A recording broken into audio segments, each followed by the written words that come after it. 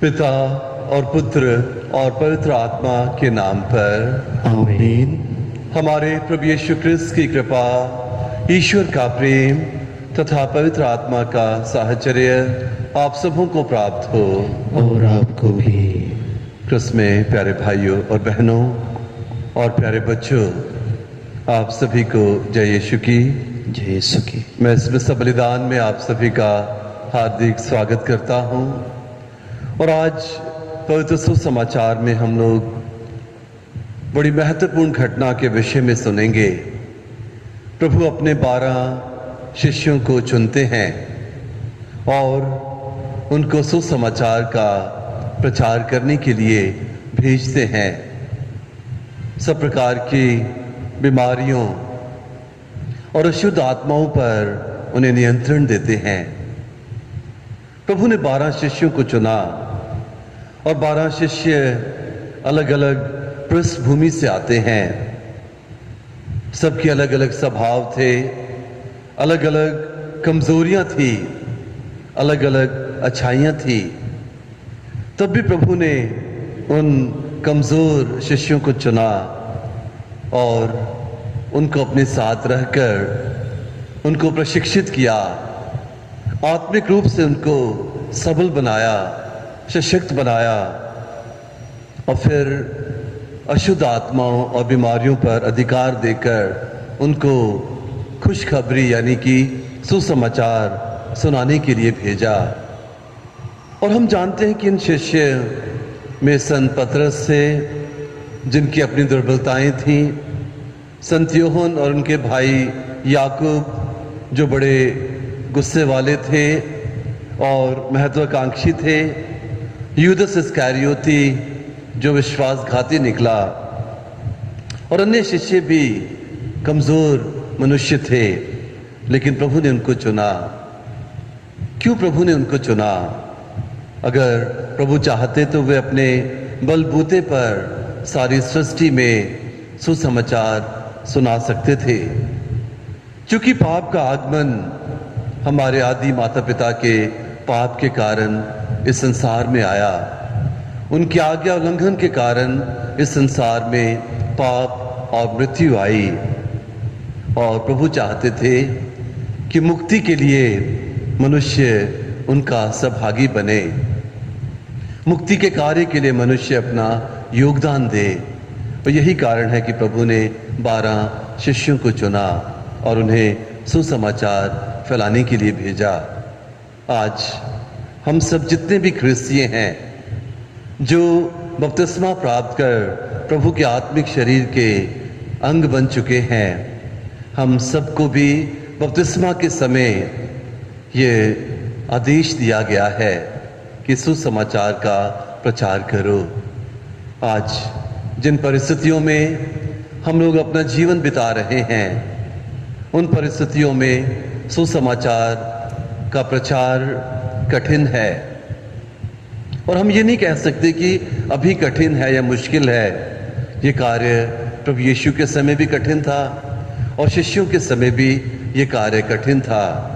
और यही कारण है कि प्रभु को क्रूस की सजा मिली और 12 शिष्यों में से एक विश्वासघाती निकला और जो बाकी शिष्य थे संत यूहन्ना को छोड़कर सब शहीद हुए। आज भी चुनौतियां हमारे सामने हैं, परिस्थितियां विषम हैं, लेकिन क्या जो आदेश प्रभु ने हमें दिया हम उसका पालन नहीं करेंगे? हमें अवश्य उसका पालन करना है। हर परिस्थिति में सुसमाचार का प्रचार करना है, अपने वचनों के द्वारा नहीं बल्कि अपने जीवन के द्वारा, अपने भले कार्यों के द्वारा, ताकि हमारे द्वारा लोग प्रभु को जान सकें, प्रभु को पहचान सकें और प्रभु को अपने मुक्तिदाता के रूप में स्वीकार कर सकें। आइए हम प्रार्थना करें कि हम अपने क्रिस्तीय जीवन में अपनी जिम्मेदारी को समझें कि हम चुने हुए लोग हैं और हमारे चुने जाने के पीछे एक उद्देश्य है कि हम प्रभु का साक्ष्य पूरे संसार को दें। हे प्रभु, हम सबों को हमारी क्रिस्तीय बुलाहट में दृढ़ता प्रदान कर और जिस उद्देश्य के लिए आपने हमें चुना है उसके लिए हमें सफल बना। हमारे हर प्रयासों को आपकी आशीष और कृपा मिले। आइए अब हम इस विश्व बलिदान में योग्य रीति से भाग लेने के लिए अपने अंतःकरण की जांच करें और अपने सभी पापों के लिए प्रभु से क्षमा याचना करें।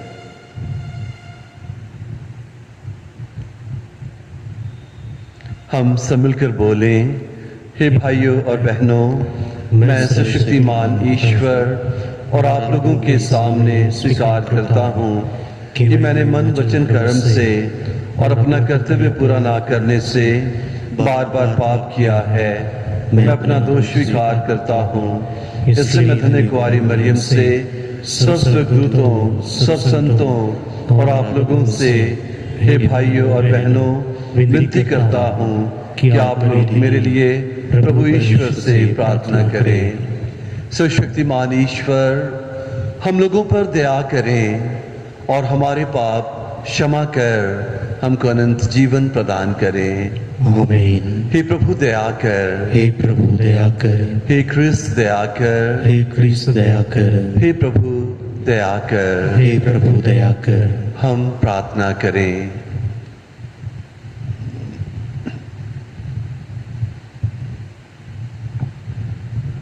हे परम प्रिय पिता, तेरे पुत्र के पुनरुत्थान से मृत्यु का विनाश और नए जीवन का विकास हुआ है।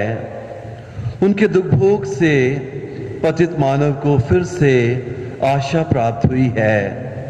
ऐसी कृपा दे कि हम पाप के फंदे में ना पड़ें और क्षण भंगुर सुख की लालसा ना करें। हम सबको कृपा पूर्वक अपने साथ संयुक्त रख कि हमारा आनंद पवित्र तथा प्रेम जीवन प्रद बने। यह वर दे उन्हीं प्रभु क्रिस्त के द्वारा। आमीन।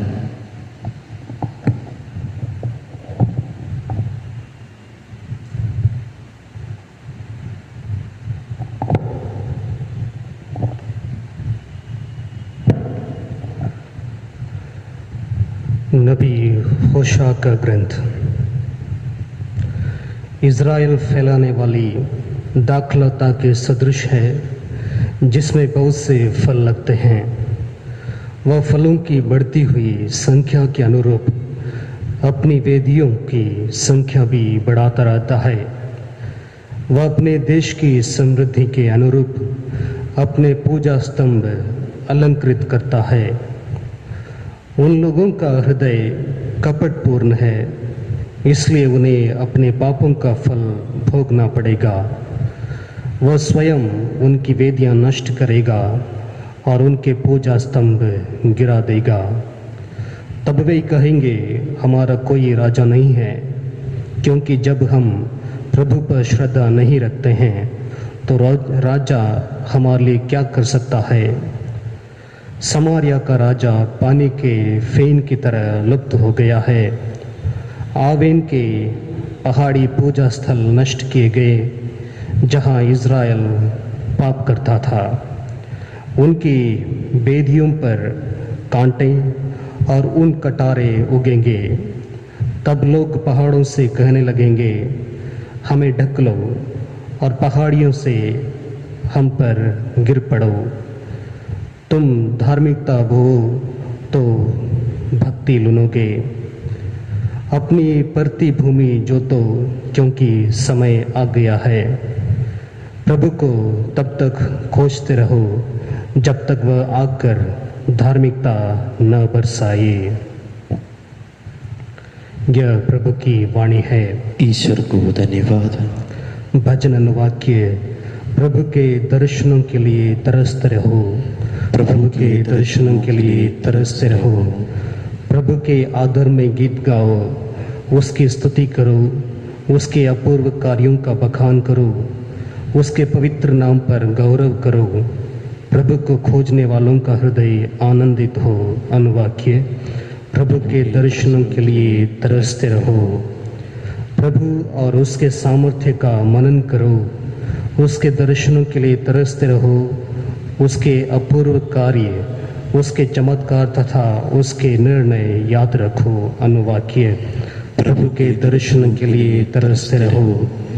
हे प्रभु भक्त इब्राहिम की संतान, हे प्रभु के कृपा पात्र याकूब के पुत्र, प्रभु ही हमारा ईश्वर है, उसके निर्णय समस्त पृथ्वी पर लागू हैं। अनुवाक्य: प्रभु के दर्शनों के लिए तरसते रहो। जय घोष। हालेलुया। ईश्वर का राज्य निकट आ गया है। पश्चाताप करो और सुसमाचार पर विश्वास करो। हालेलुया।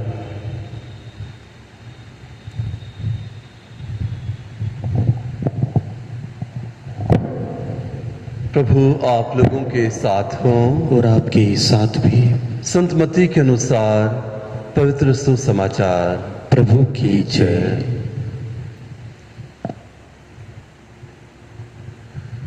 यीशु ने अपने 12 शिष्यों को अपने पास बुलाकर उन्हें अशुद्ध आत्माओं पर अधिकार दिया और अशुद्ध आत्माओं को निकालने तथा हर प्रकार की बीमारी और दुर्बलता दूर करने की शक्ति प्रदान की।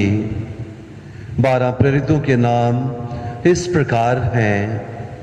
पहला सिमोन, जो पेतरुस कहलाता है, और उसका भाई एंड्रियास, जबेदी का पुत्र याकूब और उसका भाई योहन, फिलिप और बार्थोलोमी, थॉमस और नाकेदार मती, अल्फाई का पुत्र याकूब और थदेउस, सिमोन कनानी और यूदस इस्करियोती, जिसने यीशु को पकड़वाया।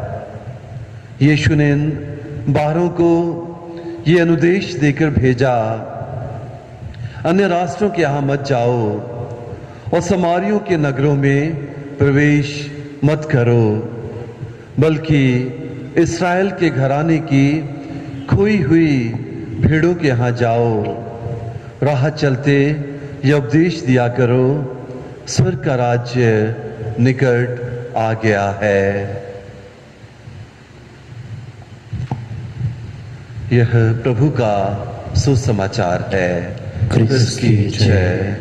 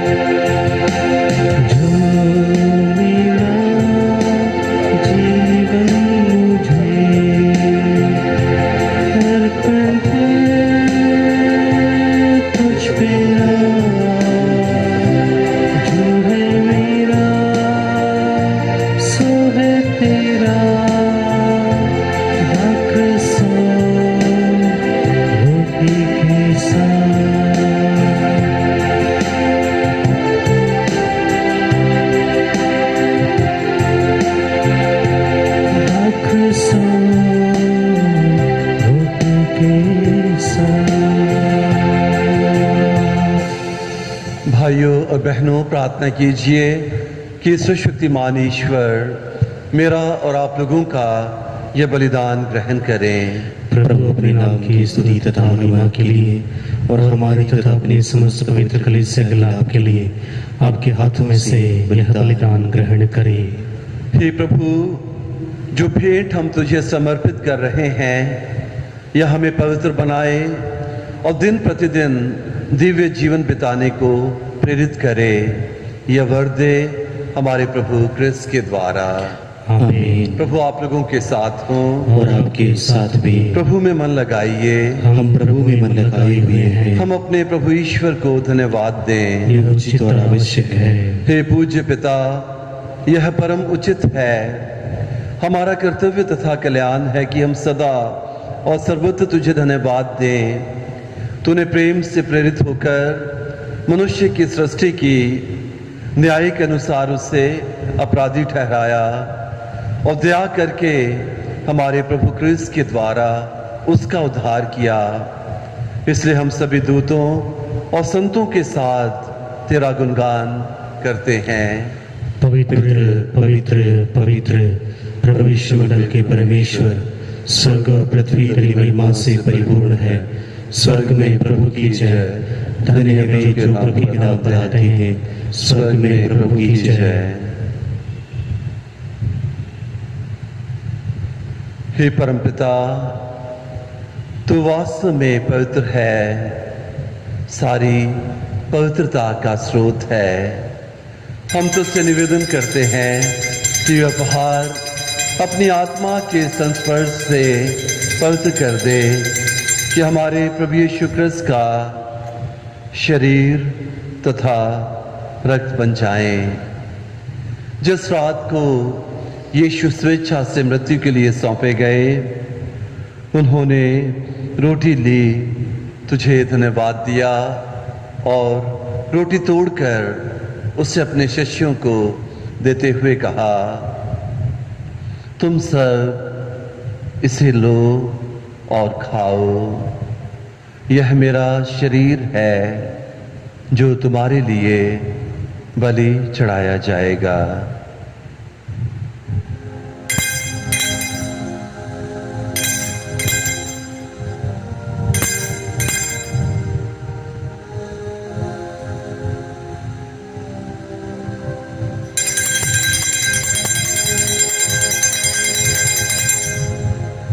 इसी भांति भोजन के बाद उन्होंने कटोरा लिया, तुझे धन्यवाद दिया और उसे अपने शिष्यों को देते हुए कहा, तुम सब इसे लो और पियो। यह मेरे रक्त का कटोरा है, नवीन और अनंत व्यवस्थान का रक्त, जो तुम्हारे और बहुतों के पापों की क्षमा के लिए बहाया जाएगा। तुम मेरी स्मृति में यह किया करो।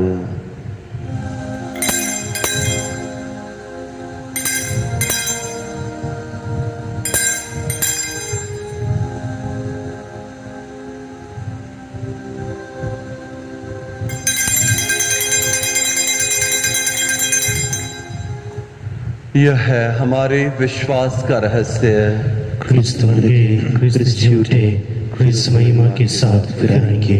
हे परमपिता, यह आज्ञा मानकर हम अपने प्रभु की मृत्यु और पुनरुत्थान की स्मृति में तुझे जीवन की रोटी और मुक्ति का कटोरा चढ़ाते हैं। हम तुझे धन्यवाद देते हैं कि तूने हमें अपने सम्मुख उपस्थित होने और अपनी सेवा करने का सौभाग्य प्रदान किया है। हमारा नम्र निवेदन है कि हम सब जो क्रिस्त का शरीर तथा रक्त ग्रहण करते हैं, पवित्र आत्मा के द्वारा एकता के सूत्र में बंधे रहें। प्रभु और हमारे संत पिता फ्रांसिस, हमारे धर्माध्यक्ष फ्रांसिस और सभी याजकों के साथ विश्व भर में फैली अपनी कलीसिया की सुध ले तथा इसे प्रेम में सिद्ध बना दे। हे प्रभु, हमारे उन भाई बहनों की भी सुध ले जो पुनरुत्थान की आशा में परलोक से धार चुके हैं। उन्हें और सभी मृतकों को अपने पुण्य दर्शन का सौभाग्य प्रदान कर हम सब पर दया दृष्टि डाल कि हम भी अनंत जीवन के सहभागी बने और ईश्वर की माता धन्य कुंवारी मरियम, धन्य संत यूसुफ उनके वर, प्रेरित गण और सब संतों के साथ युग युग में तेरे विश्वस्त सेवक सेविकाएं बने रहें, तेरा स्तुतिगान कर सकें तेरे पुत्र यीशु क्रिस्त के द्वारा।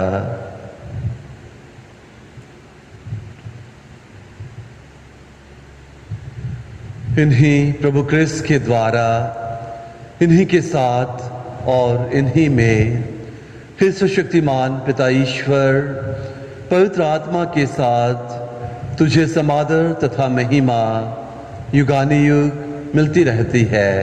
आमीन।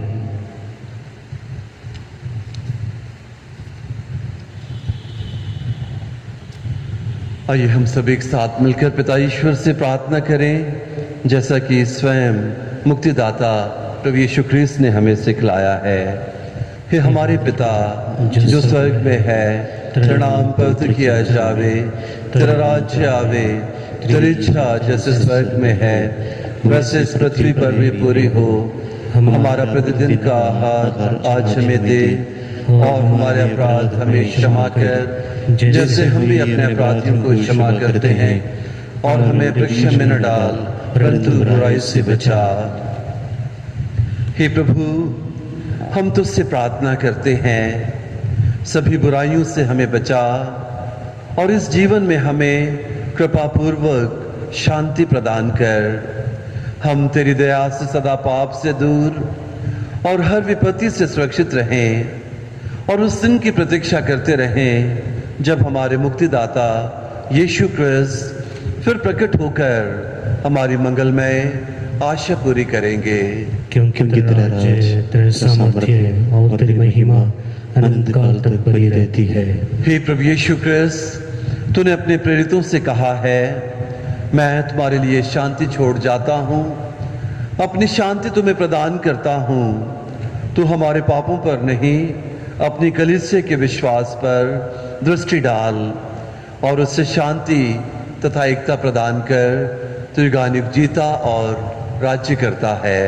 आमीन। प्रभु की शांति सदा आप लोगों के साथ रहे और आपके साथ भी। हम परस्पर प्रेम भाव रखें।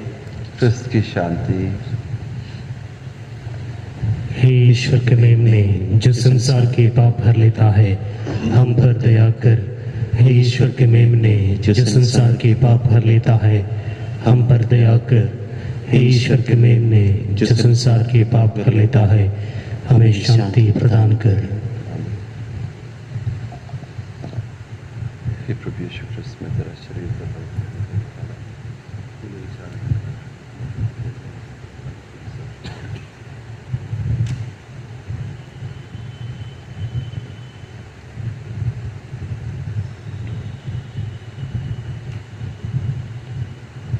देखिए ईश्वर का मेमना जो संसार के पाप भर लेता है। धन्य है वे सब जो मेमने के इस पवित्र भोज में बुलाए जाते हैं। हे प्रभु, मैं योग्य नहीं हूँ कि आप मेरे यहाँ आए, किंतु एक शब्द कह दीजिए और मेरी आत्मा चंगी हो जाएगी।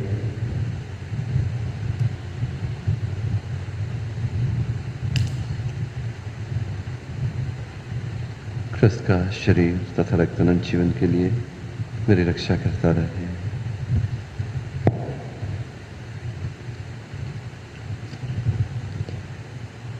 हे मेरे यीशु, मैं विश्वास करता हूँ कि आप इस महान एवं पवित्र संस्कार में उपस्थित है। मैं आपको सब कुछ से अधिक प्यार करता हूँ और मैं अपनी आत्मा में आपको ग्रहण करना चाहता हूँ, क्योंकि इस समय में सांस्कारिक रूप से ग्रहण नहीं कर सकता हूँ। आप आत्मिक रूप से मेरे हृदय में आइए। मैं आपको गले से लगाता हूँ जैसे कि आप पहले से ही यहाँ हैं, और मैं अपने आप को पूर्ण रूप से आपसे संयुक्त करता हूँ। मुझे कभी भी अपने से अलग नहीं होने दीजिए। आमीन।